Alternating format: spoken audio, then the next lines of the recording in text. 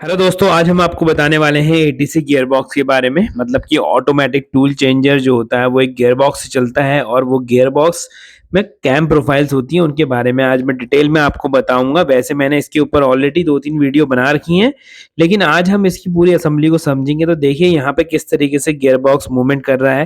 Gear box में कई तरीके के काम होते हैं, जैसे कि वहाँ पर ड्वेल देना, साथ में टूल को बाहर निकालना, अंदर डालना, साथ में आर्म का रोटेशन देना। तो वो सभी जो रोटेशंस होते हैं और जो भी प्रोसेस होती है वो सब कैम के थ्रू होती है और यहाँ पे रोलर्स की मदद से होती है। तो दोस्तों यहाँ पे देखिए इसी कैम बॉक्स को अगर मैं खोल के दिखाऊँ तो इस तरीके से ये पूरी असेंबली होती है। आप देखिए बिल्कुल ध्यान से समझिएगा कि किस तरीके से इसमें पार्ट लगाए जा रहे हैं।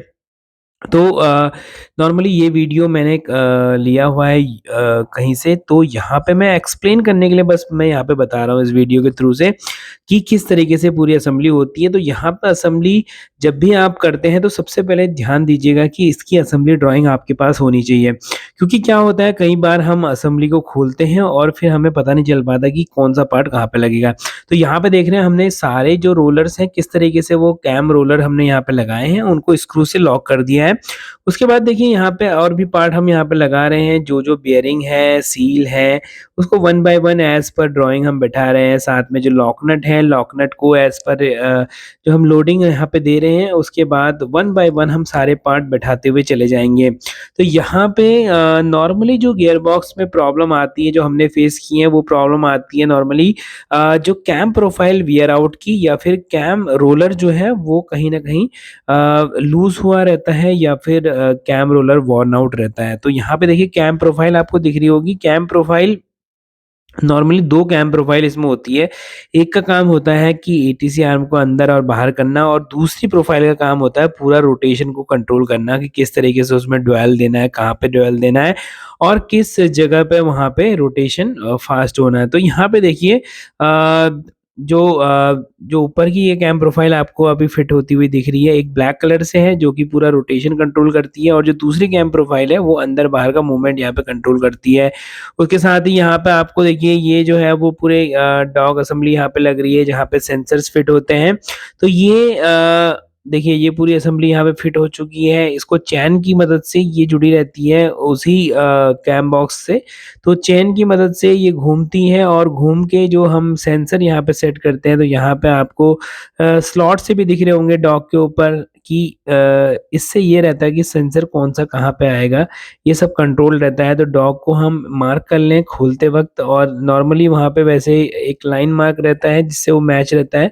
अगर नहीं है तो वहाँ पे देखिए किस तरीके से ये चेन देखिए अंदर हमारे कैम प्रोफाइल से जुड़ गई है, और उसमें एक स्प्रॉकेट वहाँ पे जुड़ा रहता है दोनों एंड पे, और उसमें चेन लग के और हमारे जो डॉग जहाँ पे सेंसर सेंस करते हैं तो उसको वो घुमाती है। तो यहाँ पे देखिए और भी जो पार्ट हैं हमें नॉर्मली फिट कर लेने हैं। तो यहाँ पे बस ये आप ध्यान में दीजिएगा कि जो मूवमेंट है एक तो स्मूथ हो असेंबली के बाद, कि जो भी आपका जो इन आउट मोशन है या पूरी प्रोफाइल में मोशन है वो स्मूथ होना चाहिए, मतलब वो कहीं पे अटकना नहीं चाहिए। साथ में दूसरी चीज़ ये ध्यान रखनी है कि बहुत लूज़ ना हो, मतलब कि आपका जो प्ले है वो आर्म में प्ले नहीं रहे, ना ही एक्सियल प्ले रहना चाहिए, ना ही रेडियल प्ले रहना चाहिए। अगर वहाँ पे कहीं प्ले है तो आप उनकी कैप को एडजस्ट कर सकते हैं। वहाँ पे एसेंट्रिक कैप रहती है नॉर्मली, जो बेयरिंग कैप रहती हैं, तो एसेंट्रिक कैप जैसे सेंटर वाली भी एसेंट्रिक कैप रहती है, ये आप सेट कर सकते हैं।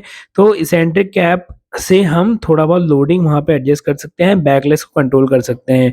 तो ये देखिए स्प्रॉकेट असेंबली किस तरीके से हो रही है। असेंबली में कोई ज़्यादा प्रॉब्लम नहीं आती है, अगर आपके पास ड्राइंग है तो आप इज़िली वहाँ पे असेंबल कर सकते हैं।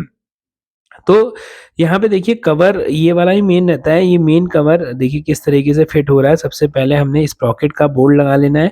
स्प्रॉकेट के बोल्ट लगाने के बाद हमने देखिए कवर को किस तरीके से बैठा देना है। यहाँ पे जब कवर बैठाएँगे तो स्प्रॉकेट का ध्यान रखिएगा, स्प्रॉकेट चेनों के बीच में जाना चाहिए। देखिए चेन के साइड में रहना चाहिए। जो ये चेन को नॉर्मली टाइट करके रखता है, जो येलो कलर का स्प्रॉकेट आपको दिख रहा होगा, ये चेन के साइड में रहता है, मतलब साइड में चेन को लोड करके रखता है। कभी-कभी गलती ये होती है कि चेन के सेंटर में हम लगाए थे तो वहाँ पे वहाँ पे ये असेंबली में प्रॉब्लम हो सकती है। तो उसके बाद देखिए जो मोटर से डायरेक्टली एक वार्म व्हील घूम रहा होता है, तो वो यहाँ पे अटैच हो जाता है, साथ में ही मोटर यहाँ पे अटैच हो जाएगी विद द हेल्प ऑफ कीवे। तो यहाँ पे कीवे देखिए फिट हो चुका है और मोटर हमारी अटैच हो जाएगी, और नीचे वहाँ पे गियर आपको दिख रहा होगा, वो गियर रोटेट करता है दूसरे गियर को। तो इस तरीके से मोटर से ये डायरेक्टली गियर से ट्रांसफर हो रहा है यहाँ पर ड्राइव। तो यहाँ पर कोई बेल्ट आपको नहीं दिखेगी, डायरेक्टली मोटर से गियर कपल है, वो गियर यहाँ पे अंदर जाके वहाँ पे दूसरे गियर को घुमाता है और फिर हमारा एटीसी में रोटेशन होता है। तो यहाँ पे जैसे कि मैंने बताया था सेंसर होते हैं, सेंसर यहाँ पे कैचिंग पोजीशन के लिए, tool catching position, tool releasing position और होम पोजीशन के लिए नॉर्मली ये होते हैं। तो ये सेंसर की सेटिंग डॉग पे डिपेंड करती है, डॉग में नॉर्मली मार्किंग होती है और कट मार्क बने रहते हैं। तो ये ठीक उसी पोजीशन पे नॉर्मली आता है जहाँ पे हमारा गियर बॉक्स के हिसाब से कि कहाँ पे हमारा होम है, कहाँ पे हमारा टूल को रिलीज कर रहा है, कहाँ पे कैच कर रहा है, तो उस हिसाब से हम यहाँ पे सेटिंग करते हैं। साथ में आपको एटीसी आर्म के अंदर स्प्रिंग दिख रही होंगी। ये स्प्रिंग एक तो फिंगर के अंदर होती है जो टूल को टच करने में हेल्प करती है जब टूल होल्ड करने में, और दूसरी जो दूसरी सामने वाली जो हमारी पिन्स होती हैं वो देखिए इस तरीके से, एक तो बीच में यहाँ पे लॉक नट और बोल्ट रहेगा जो आर्म को वहाँ पे फिक्स कर लेंगे इस इन बोल्ट की मदद से। साथ में ही कहीं-कहीं पे आपने देखा होगा फ्रंट के फ्रंट यहाँ पे फ्रंट कैप में भी स्प्रिंग रहते हैं एटीसी आर्म के, तो वो वहाँ पे नॉर्मली लॉकिंग के लिए रहता है। तो इस तरीके से देखिए गियर बॉक्स की असेंबली पूरी फिट हो चुकी है। यहाँ पे ऑयल भर के आपको ऑयल भी जितना लेवल तक मेंटेन करना है, आपने ऊपर कैप लगा दी है, ऑयल जो फिलिंग कैप है। तो यहाँ पे देखिए एटीसी रोटेशन किस तरीके से हो रहा है। तो एटीसी रोटेशन में ऊपर और नीचे का मूवमेंट भी होता है, साथ में रोटेशन मूवमेंट भी होता है। तो ये कॉम्प्लिकेटेड मोशन है एक्चुअली दोस्तों। तो यहाँ पे ये सारे फंक्शंस कंट्रोल हो रहे हैं कैम प्रोफाइल की मदद से।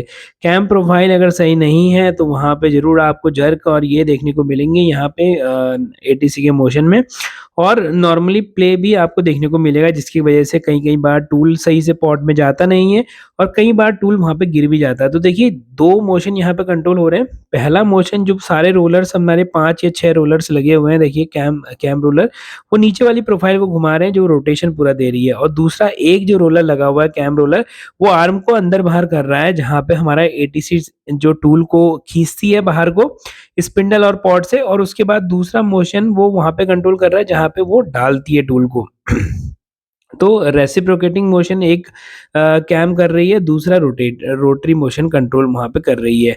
तो इस तरीके से ये पूरी असेंबली होती है। अंदर आपको समझ में आ गया होगा। अगर नॉर्मली जैसे कि मैंने बताया था कि यहाँ पे कहीं न कहीं स्टकिंग हो रही है, मोशन में प्रॉब्लम आ रही है, और यहाँ पे कहीं न कहीं आर्म में प्ले आ रहा है अंदर की तरफ से गियर बॉक्स से, तो वहाँ पे कैम रोलर या कैम प्रोफाइल में प्रॉब्लम हो सकती है। साथ में ही अगर कहीं पे गलत जगह पे देखिए एटीसी रुक रही है, टूल को खींच खींच नहीं रही है, या फिर कहीं पे अचानक रुक जाती है, तो वहाँ पे सिग्नल्स की आपकी दिक्कत हो सकती है, या फिर कई-कई बार गियर बॉक्स का नट वहाँ पे खुल के गिर जाता है अंदर, तो तब भी ये यहाँ पे इस प्रोफ़ाइल के अंदर कई बार रोलर खुल जाता है, जो ऊपर वाली प्रोफ़ाइल है, तो उसमें भी गियर बॉक्स स्टकिंग का प्रॉब्लम आता है। तो यहाँ पे एक सिंपल देखिए इस तरीके की असेंबली यहाँ पे दिखाई गई है।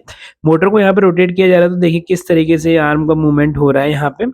एक बार तो पूरा यहाँ पे पूरा देखिए नीचे वाला प्रोफ़ाइल पूरा घूम रहा है, वो ऊपर वाली प्रोफ़ाइल को घुमा रहा है कैम वाली, और उससे ही हमारा जो अंदर-बाहर का मोशन यहाँ पे कंट्रोल हो रहा है।